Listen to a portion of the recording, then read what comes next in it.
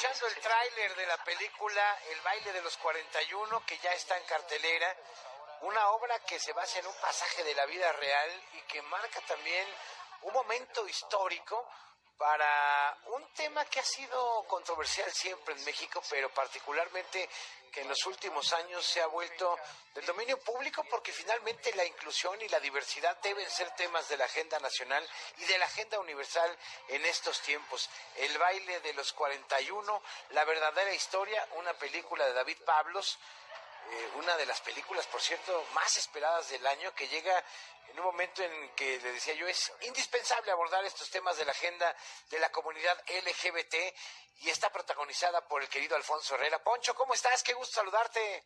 Igualmente, querido Enrique, gracias de nueva cuenta por darnos chance de estar aquí, de platicar de esta película que nos emociona mucho y que pues ya está prácticamente en casi todas las salas del país. Muchísimas gracias. Lo realmente 42, ¿verdad? Pues sí, a mí me toca interpretar al que se salvó, a Ignacio de la Torre y Mier, pero sí. El yerno de Porfirio Díaz. El yerno de Porfirio Díaz, exactamente. Oye, ¿por qué es importante revisar una historia como esta, de la que poco se llegó a escribir o se trató de impedir que se supiera este episodio durante aquellos años y los siguientes, diría yo, en estos tiempos de diversidad, de inclusión, de derechos igualitarios? Pues mira, desde mi perspectiva, y creo que desde la perspectiva de todos los que creamos y somos parte de esta película, intuimos que la sociedad mexicana en general, o este molde que dicta cómo se supone que deberían de ser las reglas y las cosas, invisibilizó por completo esta historia. Se sabe muy poco acerca de Ignacio de la Torre y Mier, se sabe muy poco acerca de Amada Díaz, porque precisamente se trató de hacer a un lado esta historia. Inclusive para la propia investigación de la película, pues nos tuvimos que topar con varias situaciones un poco complejas para saber un poco más acerca de quién era Ignacio. Pero nos parece importante poder oxigenar, poder sacar de este baúl, poder sacar de este tabú y poder darle una representación mucho más concreta, mucho más sólida de lo que pudo haber sido ese momento histórico en 1901. Es, de alguna forma, el primer evento reportado por la prensa de la prensa mexicana que toca un tema de la comunidad LGBT.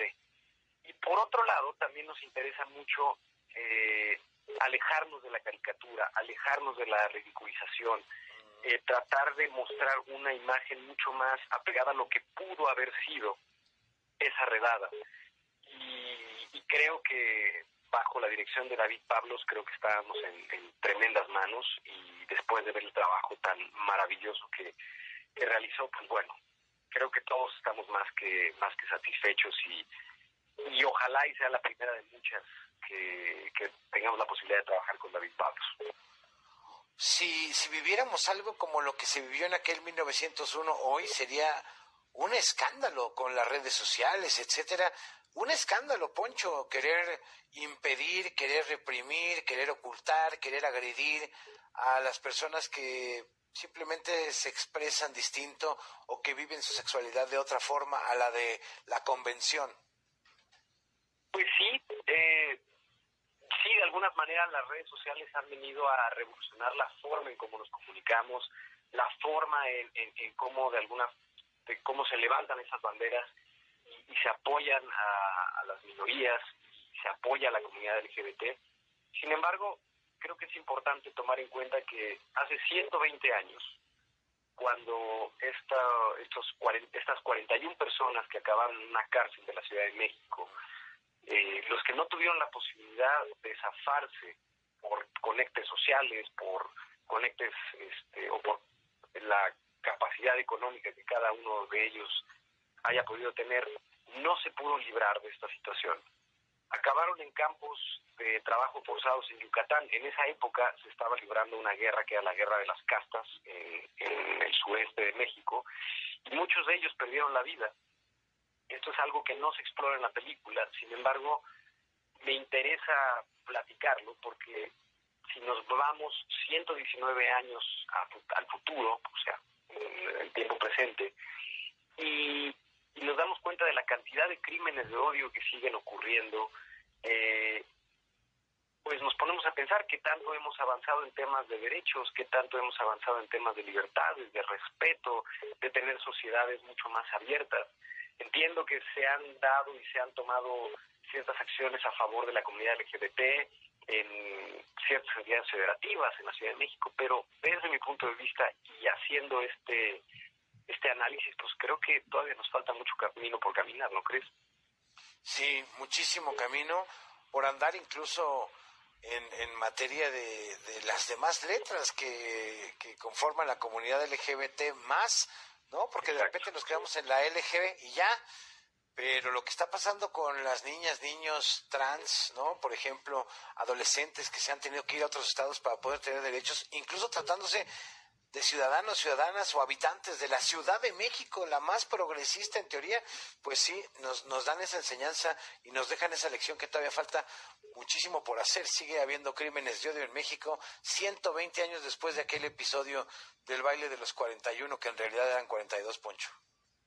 Así es, Enrique, y bueno, más allá, también vaya, tocando el tema de la película, también hay que resaltar los grandes valores de producción que tiene esta película. Creo que la fotografía de Carolina Costa es algo fuera de serie.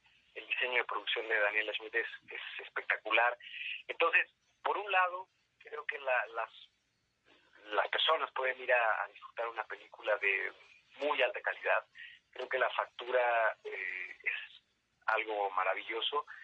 Y pues bueno, al mismo tiempo, esperemos que cuando las salas de cine se prendan una vez que haya terminado la película y la gente salga, pues otra película empiece a aparecer en sus cabezas y empiecen a aparecer otro tipo de cuestionamientos.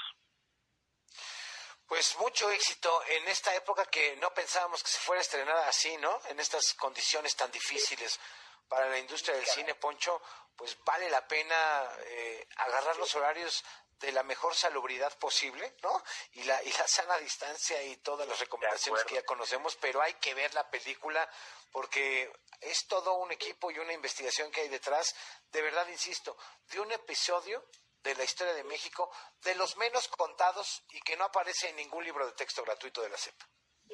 Exactamente, y fíjate, acabas de decir algo muy interesante. ¿Qué hubiera pasado si no se hubiera sabido que Ignacio de la Torre era homosexual?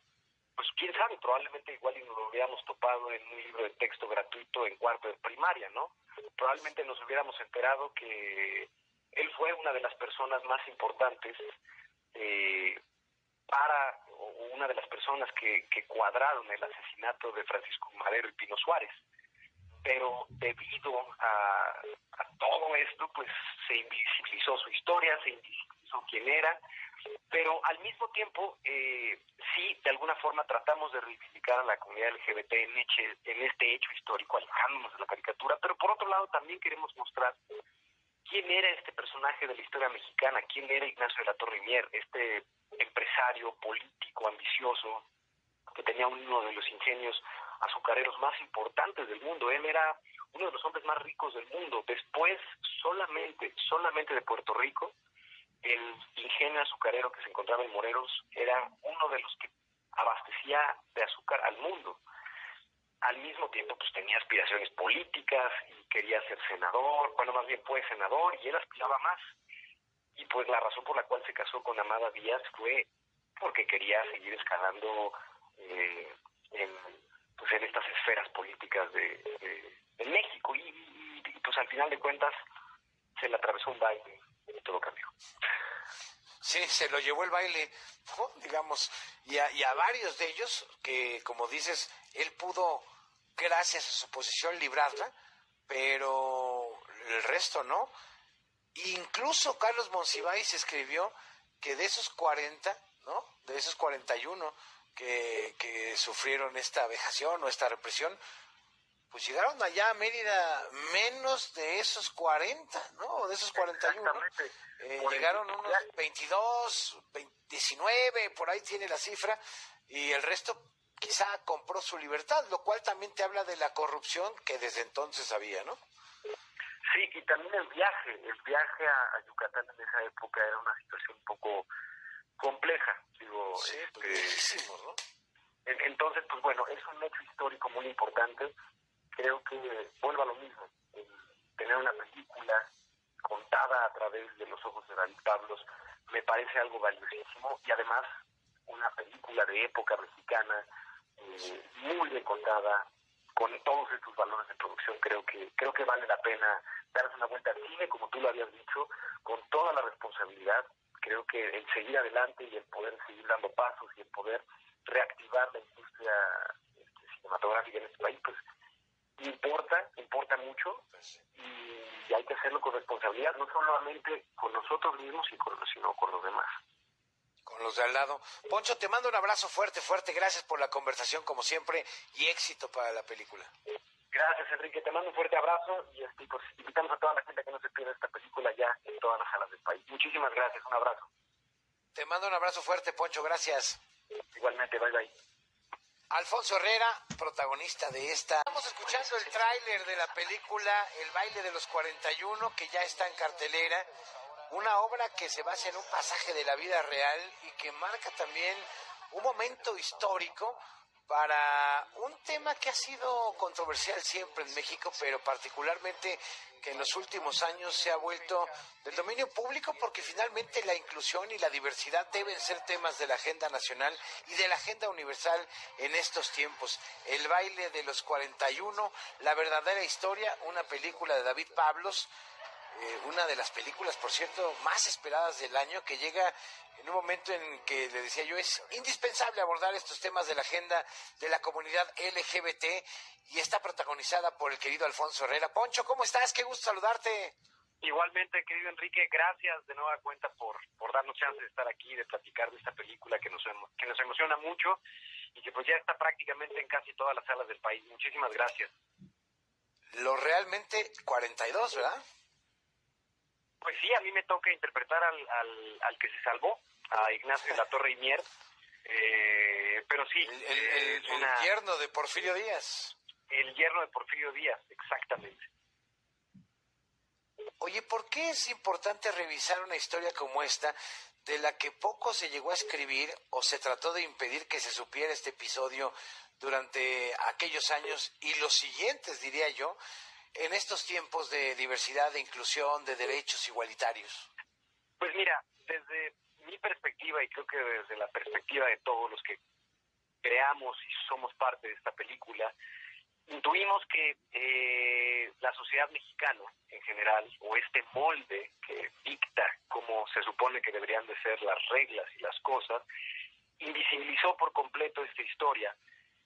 Se sabe muy poco acerca de Ignacio de la Torre y Mier, se sabe muy poco acerca de Amada Díaz, porque precisamente se trató de hacer a un lado esta historia. Inclusive para la propia investigación de la película, pues nos tuvimos que topar